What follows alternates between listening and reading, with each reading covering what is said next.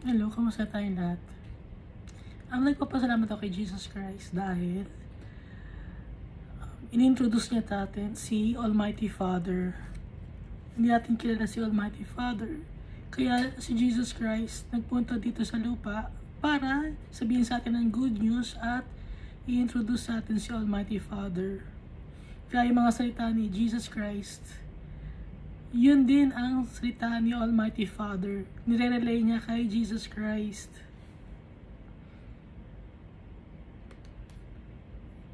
Tsaka mababasa natin dito sa Isaiah chapter 65, sabi ni Jesus na seek ye first the kingdom of God and all these things shall be added unto you, diba? Sabi dito sa Isaiah chapter 65, si Almighty Father to, I revealed myself to those who did not ask for me. I was found by those who did not seek me. To a nation that did not call on my name, I said, here I am, here I am. Si Almighty Father to, nireveal niya yung sarili niya sa atin. Hindi natin siya makita. Here I am, here I am. Sinasabi ni Almighty Father. Kaya pinadala niya si Jesus Christ para maintindihan natin si Almighty Father. Kaya sinunod ni Jesus Christ si Almighty Father.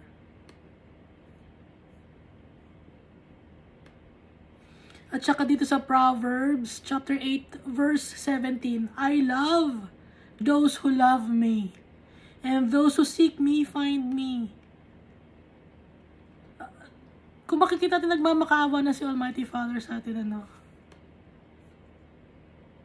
Diyos siya. Tatay natin, creator natin. Nagpapapansin na siya sa atin, hindi pa natin siya makita kasi nga matitigas ang ulo natin. Gusto ni Almighty Father na masave tayo. Pero ayaw natin dahil lang nakikita natin itong mundo na to. Mas pinapakinggan natin yung sinasabi sa atin ng enemy kaysa sa sinasabi sa atin ng tatay natin. Kaya si Almighty Father, mahal niya tayo. Mahal niya yung mga nagmamahal sa Kanya.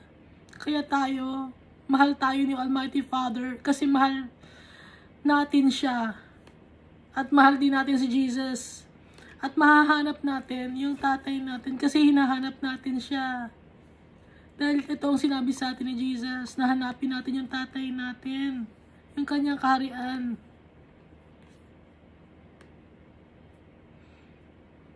Dahil puro kasamaan ang ginagawa natin. Puro selfish tayong lahat.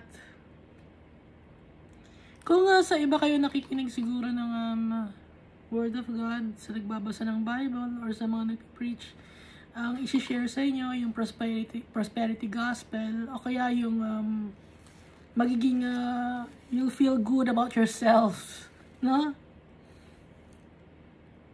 Pero dito sa Bible, binabasa natin, hindi.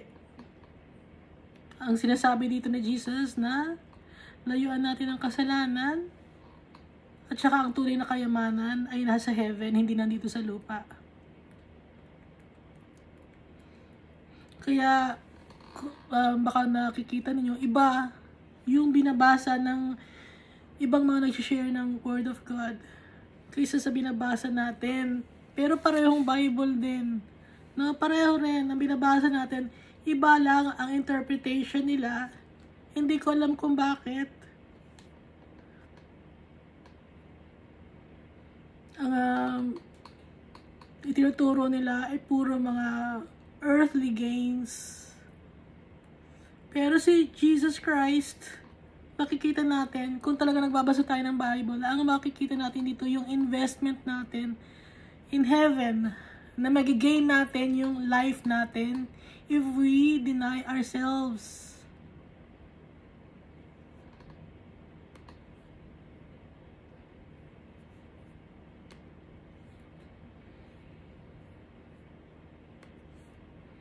So last time, ang binasa natin, ano nga binasa natin last time? So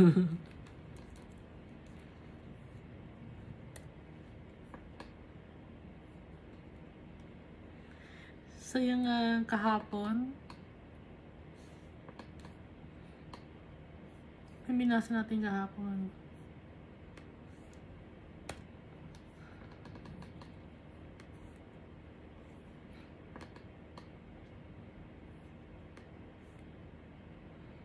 Ang binasa natin kahapon ay Luke chapter 12.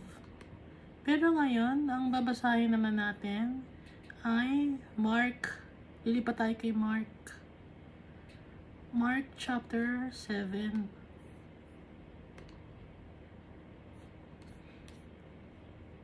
So yung Luke chapter 12, no? Na ito ay warning sa atin ni Jesus. Binibigyan niya tayo ng warning. Dahil mahal niya tayo.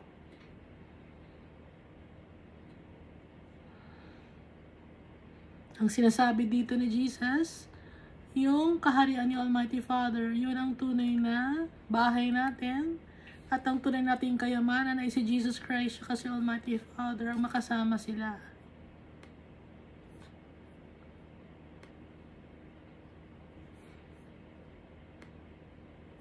So ngayon dito tayo sa Mark chapter 7. Napapansin niyo, no? Nabasa na natin sa ibang mga gospel writers like Matthew or Luke or John. Pero dito sa Mark, babasahin pa rin natin. Kasi may mga nabanggit ko na dati, may mga sinasabi si Mark na wala kay Matthew, wala kay John. Kaya ibabasahin natin.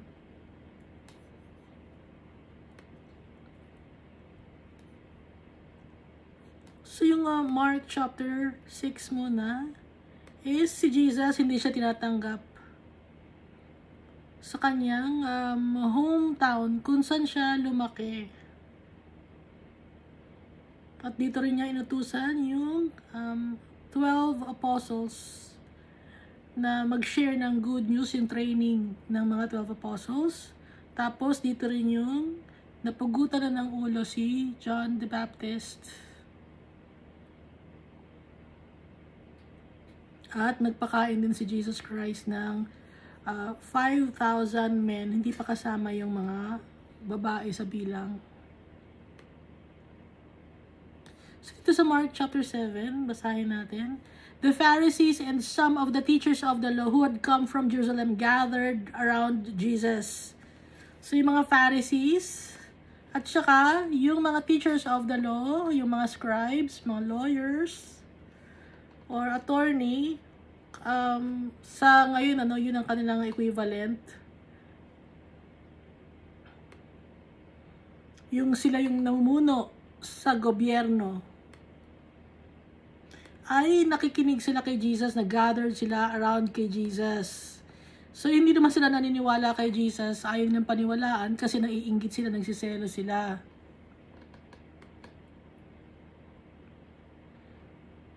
And saw some of his disciples eating food with hands that were defiled, that is unwashed. So nakita ng mga Pharisees at mga scribes sa mga law, mga experts sa law ng Mosaic law, yung law na binigay ni Almighty Father kay Moses, kaya Mosaic law ang tawag doon. Yung kay Jesus naman ang tawag ay Messianic law. So itong Mosaic law ang sinusunod ng mga Jew up to now. Yung mga hindi naniniwala kay Christ. So, nakita nila yung mga apostles, hindi naghuhugas ng kamay pagkain. Kasi nasa law ng Mosaic law na maghugas ng kamay, no? Kasi yung si Almighty Father, hindi pa nga niya itinuturo ni Almighty Father yung wala pa si Jesus. Kaya yung pagtuturo ni Almighty Father tungkol sa paglilinis ay literal. Okay? Nung dumating na si Jesus Christ, symbolic na. Kasi hindi pa nga marunong ang mga tao nun, kaya nga bagong bigay ang law kay Moses. Hindi pa alam ng mga tao, ini-introduce pa lang. Kaya para maintindihan ng mga tao, literal muna ang pinagawa sa mga tao. Kaya yun ang binigay kay Moses. So whenever they enter the tent meeting, they shall wash with water so that they will not die. So gustong lagi na maghugas, no? Kaya naging tradition na sa mga Jew, sa kahit na pangkaraniwang tao, na maghugas sila ng kanilang kamay. The Pharisees and all the Jews do not eat unless they give their hands a ceremonial washing, holding to the tradition of the elders. So nagiging tradition na yon. When they come from the marketplace, they do not eat unless they wash. So pag galing sila sa labas, sa mga grocery, marketplace sa palengke, hindi sila kakain hanggat hindi sila nagugas ng kamay. And they observe many other traditions such as the washing of cups, pitchers, and kettles. So mahilig silang maghugas ng mga gamit nila, pati mga kamay, ng paa nila. Dahil yun ay pinututos ni Moses.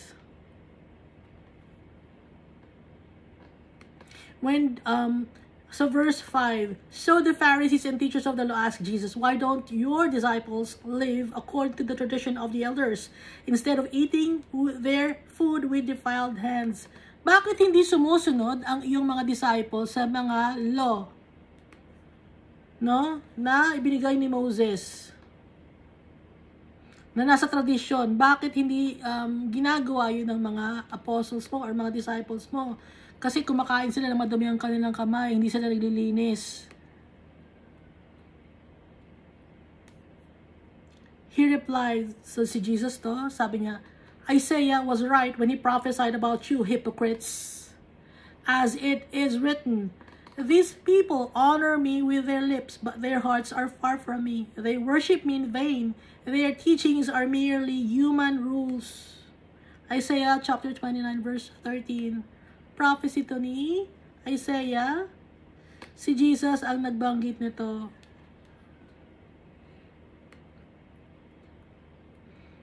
So, ipokrito ang mga Jew at saka yung mga teachers of the law. Kasi gusto nila lagi malinis ang kanilang mga kainan, ang kanilang mga kamay sa pagkain. Pero, yung puso nila madumi naman. Pakitang tao lang lahat ang ginagawa nila. Hindi nila mahal si Almighty Father. Nagkakasala pa rin sila. Hindi na nasusunod ang mga sinasabi ni Almighty Father. Puro mga tradisyon ang gusto nilang sundin. Yung sarili nila ang gusto nilang sundin. You have let go of the commands of God and are holding on to human traditions. Sabi ni Jesus. Pinakawalan ninyo ang kautusan ni Almighty Father. At sa human tradition kayo kumakapit, sa tradisyon nyo lang. Hindi nyo minamahal yung kapwa-tao ninyo. Nagsisinungaling kayo, nagiging swapang kayo. Pero kunyari, malinis kayo sa panglabas na anyo. Sabi ni Jesus. And he continued, you have a fine way of setting aside the commands of God in order to observe your own traditions. Napakagaling ninyo. Meron kayong magandang paraan para baliwalain ang kautusan ni Almighty Father para lang sundin ninyo ang inyong tradisyon. At kaya rin nasabi ni Jesus na dahil nga yung puso ng mga Pharisees may inggit, alam ni Jesus, no? Yung puso ng mga Pharisees tsaka ng mga scribes. Kaya sinabi ni Jesus to na puro tradisyon lang kayo, pero yung utos ni Almighty Father hindi nyo sinusunod. Binabaliwala ninyo. Ginagawa nyong dahilan yung tradisyon ninyo. Instead of following God's words or God's command, you are following your traditions para i-justify yung commandment ni Almighty Father. For Moses said, honor your father and mother, and anyone who curses their mother or father is to be put to death. Sabi ng law na bigay ni Almighty Father kay Moses. Irespeto mong magulang mo at kung sino man ang nagmura or mananakit sa kanyang tatay o nanay ay papatayin.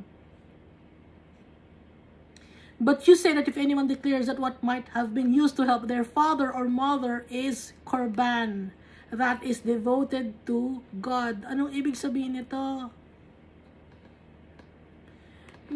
Pwede mo nang tulungan yung magulang mo, pero hindi mo ginagawa. Ang ginagawa mo ay yung para sa iyo lang. Hindi mo tinutulungan ang mga magulang mo.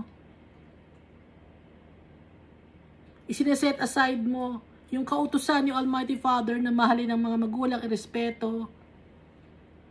Huwag baliwalain. Isineset aside ninyo. Sabi ni Jesus Christ.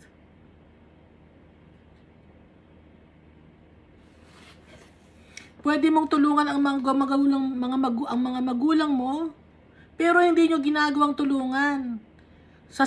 Ang i-justify nyo kasi ang bibigay ko to kay Almighty Father. Hindi kailangan ni Almighty Father yung offering.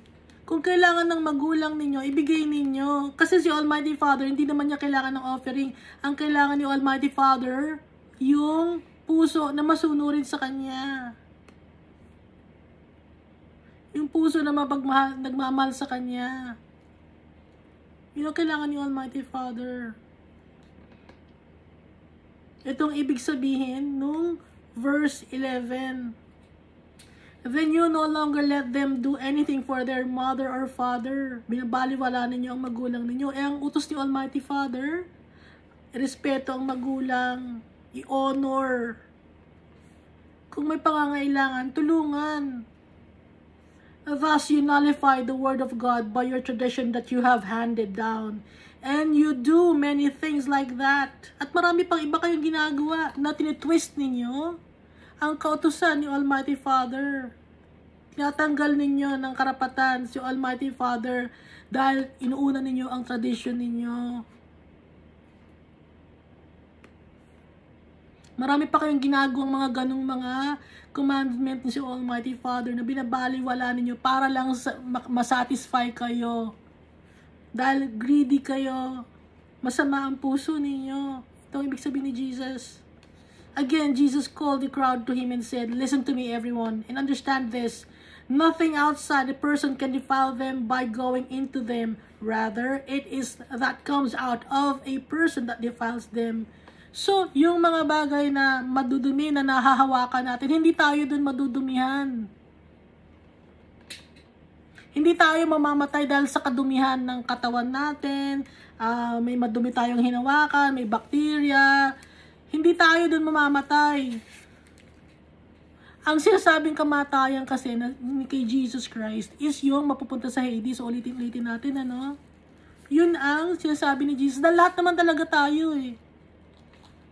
May allotted time lang tayo dito sa lupa.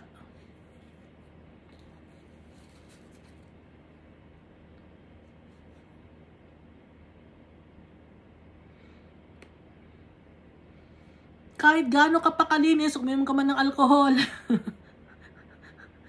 Yung mga lasinggero, gano'n, hindi kailangan uminom ng alcohol para luminis yung katawan ko. So inom ngayon kayo ng mga alcohol, mga matatapang na alcohol para luminis yung kaloob-looban ng katawan ninyo. Hindi kayo lilinis, no? Hindi nakakalinis.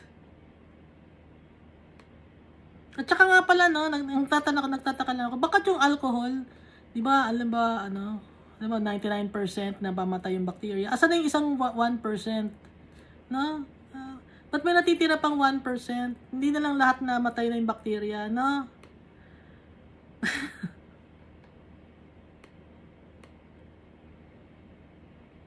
Balik tayo dito. After he had left the crowd and entered the house, his disciples asked him about his parable. Umalis na sa crowd si Jesus. At pumasok sa isang bahay. Hindi binanggit kung kaninong bahay. Nagtanong ng yung mga disciples sa kanya kung tungkol sa parable na yon na binanggit ni Jesus. Yung tungkol sa hindi nakakadumi ang mga bagay na mga nahawakan natin. Ang sagot ni Jesus, "Are you so dull? Hindi niyo pa ba naiintindihan?" He asked, Sabi ni Jesus. Don't you see that nothing that enters a person from the outside can defile them? Walang makakadumi sa atin ang galing sa labas. Halimbawa, nahulog yung may bagay na nahulog sa sahig, madumi. Hindi yon ang makakadumi sa atin. For it doesn't go into their heart, but into their stomach. Example, no, may pagkain nahulog sa sahig. Kinain mo. Hindi yun ang magiging dahilan para dumumi ka. Dahil, yung kinain mo naman, hindi naman mapupunta sa heart mo. Kundi mapupunta saan? Sa tiyan mo. And then, out of the body. Tapos, pagkagaling sa tiyan mo, lalabas ngayon sa katawan natin. Sa digestive system natin. Alam niyo naman, di ba, kung paano nag-work yung digestive system natin? Ilalabas ngayon ng katawan natin yung mga bagay na madumi na nakain natin. In saying this, Jesus declared all foods are clean. So sa pagsasabi ni Jesus ito na walang madumi na kinakain natin, ibig sabihin, lahat ng pagkain ay malinis. Basta yon ay pagpapasalamat natin kay Almighty Father.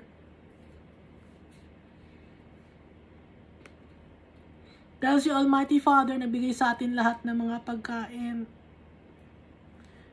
ng mga tinatamasa natin. He went on, what comes out of a person is what defiles them. For it is from within, out of a person's heart. So, ang nakakadumi sa tao ay yung galing sa puso niya. Ano ba yung galing sa puso ng tao? That evil thoughts come. Mga bagay na masasama na naiisip nyo. Sexual immorality, theft, murder, adultery, greed, malice, deceit, lewdness, envy, slander, arrogance, and folly.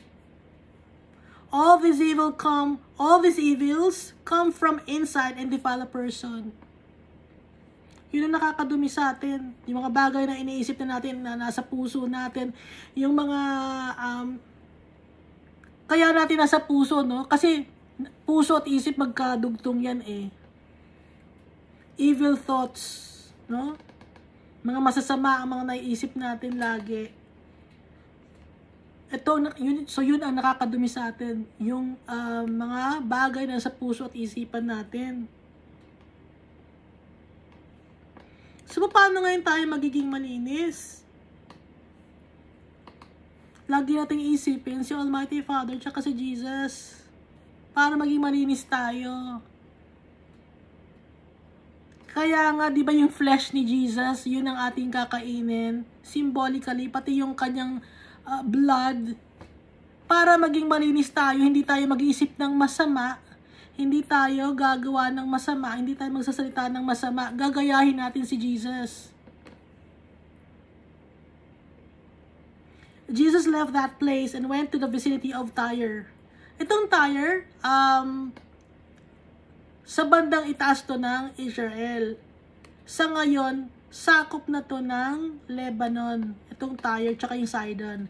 He entered a house and did not want anyone to know it, yet he could not keep his presence secret. In fact, as soon as he heard about him, a woman whose little daughter was possessed by an impure spirit came and fell at his feet. So, dun sa lugar sa may Lebanon, sa ngayon ang tawag Lebanon, may isang babae doon na may anak siya na may impure spirit. So, ibig sabihin yung babaeng ito, hindi siya Jew, siya ay Phoenician.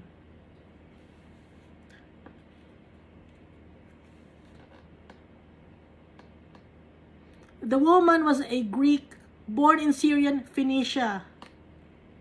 So, Greek siya, pinanganak siya sa Phoenicia. She begged Jesus to drive the demon out of her daughter. So, bata pa lang yung anak ng babae na to, na Syrian Phoenician, na Greek, ay meron na siyang impure spirit.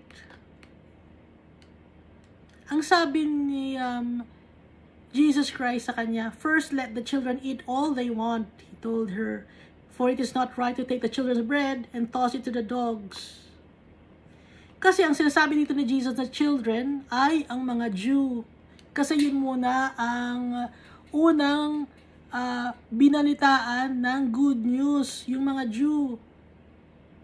Tapos, yung mga dogs dito na inihahalong tulad sa dogs, yung mga hindi Jew. Kasi, yung mga hindi Jew, ang tingin ng mga hindi Jew sa mga, ang tingin ng mga Jew sa hindi Jew ay mga madudumi. Kaya, dogs. Pero, hindi naman dinidiscourage ni Jesus itong babae na to. Kaya lang niya itinanong ito, kaya niya lang sinabi ni Jesus to, para gusto ni Jesus makinig, mapakinggan yung magiging reason ng babae. Kasi, ang ibig sabihin, hindi pwede munang tulungan ang mga hindi children of God or yung mga Jew. So, yung blessing muna ay ipepresent sa mga Jew. Kaya, yun ang children. Kaya, hindi muna dapat i-share sa ibang mga tao na hindi Jew. Ito ang ibig sabihin nito. Pero nakikita naman natin na sa ibang mga story, kahit hindi Jew, ginagamot ni Jesus. Kaya lang ni Jesus sinabi ito para gusto niyang makipakinggan yung dahilan ng babae. Naiintindihan niyo ba?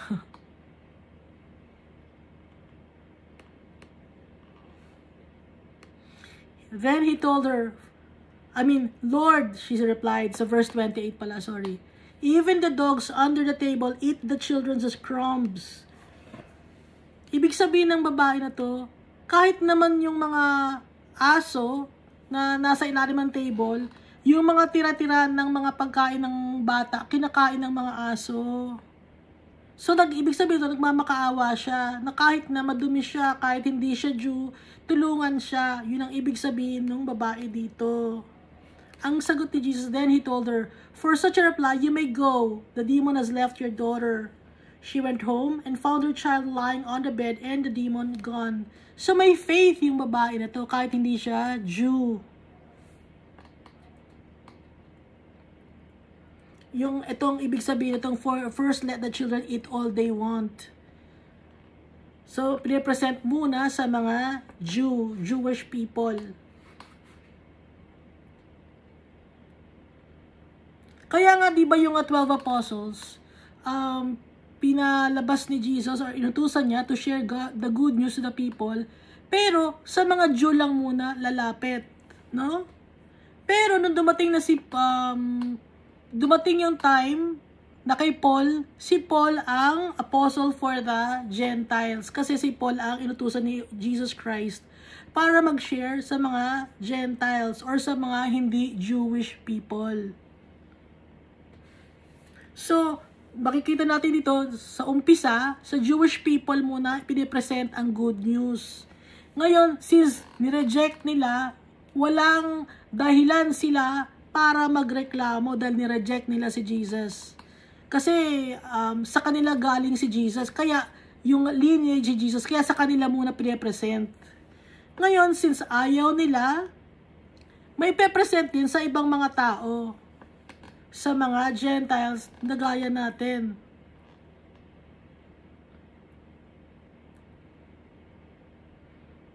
Naiintindihan ba? Then Jesus left the vicinity of Tyre and went to Sidon. So from Lebanon, sa taas na yun, umakyat muna si Jesus ng Tyre. Tapos bumaba ulit siya. Nagpunta siya and went through Sidon down to the Sea of Galilee. Bumalik ulit sa Galilee and into the region of the Decapolis. There some people brought to him a man who was deaf and could hardly talk, and they begged Jesus to place his hand on him.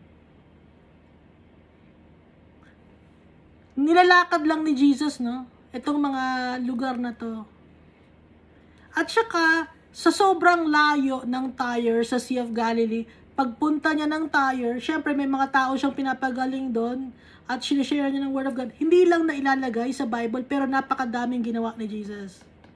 So ngayon, bumalik siya sa region ng Decapolis, malapit sa Sea of Galilee. At meron doong tao na deaf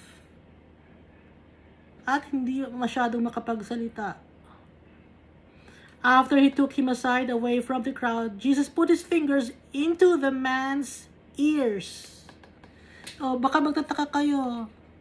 Bakit yung ibang mga pinapagaling ni Jesus, hindi niya ginagawa na ilagay yung kanyang kamay sa tenga ng mga ginagamot niya or pinapagaling niya. Then he spit and touched the man's tongue. Bakit ginawa ni Jesus to?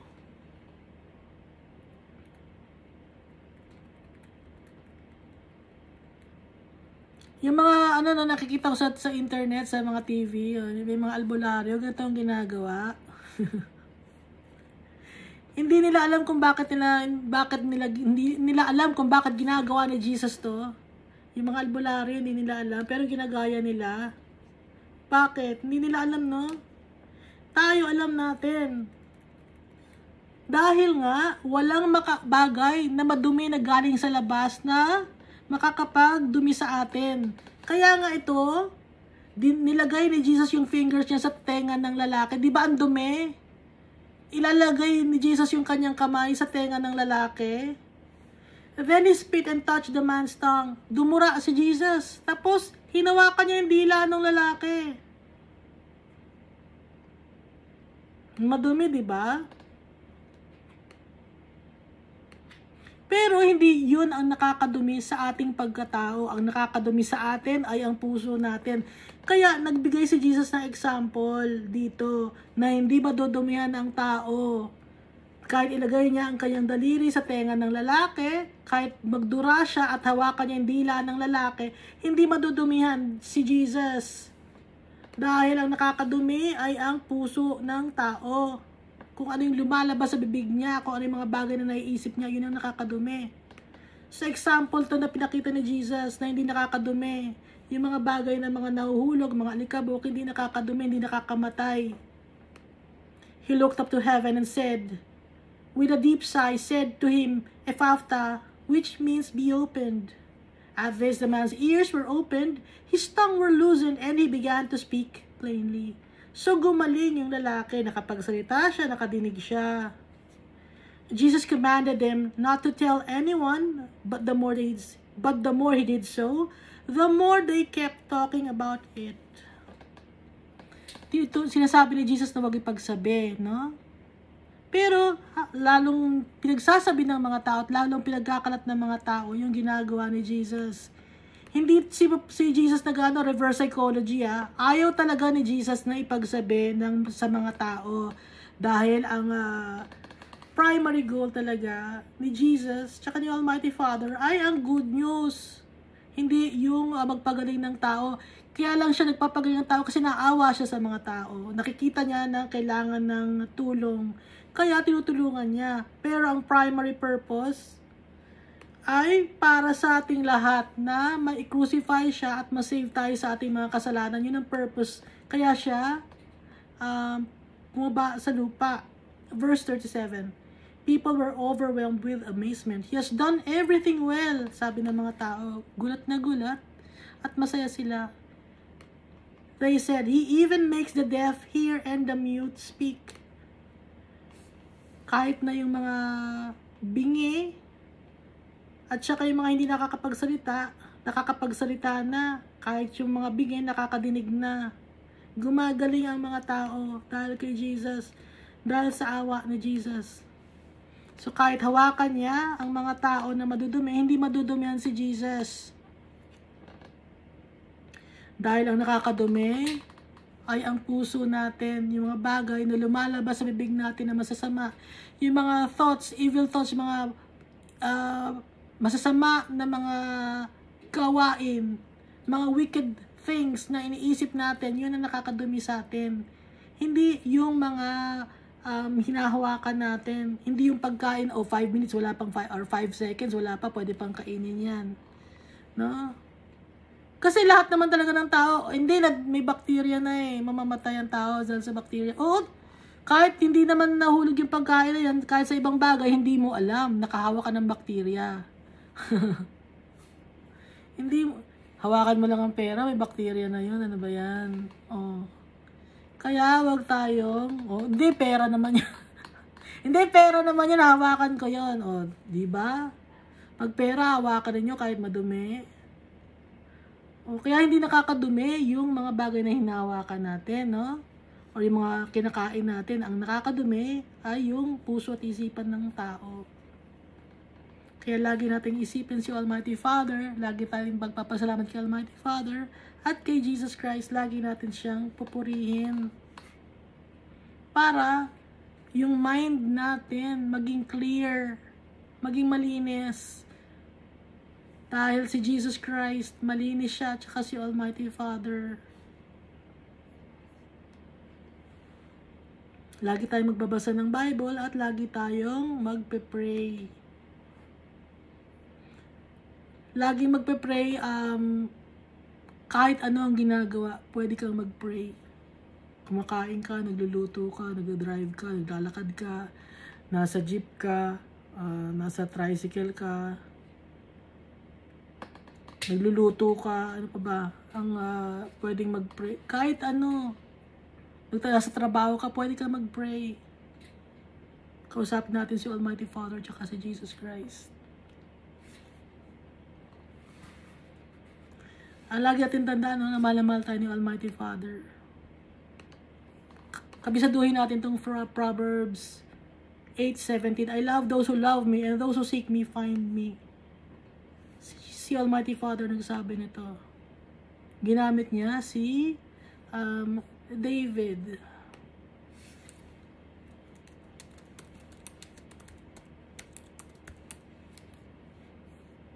Solomon pala, sorry. King Solomon pala. Ginamit niya yung si Solomon ang nagsulat ng Proverbs. Thank you at lagi nating isipin na mahal tayo ni Almighty Father at ni Jesus Christ. God loves us all so much.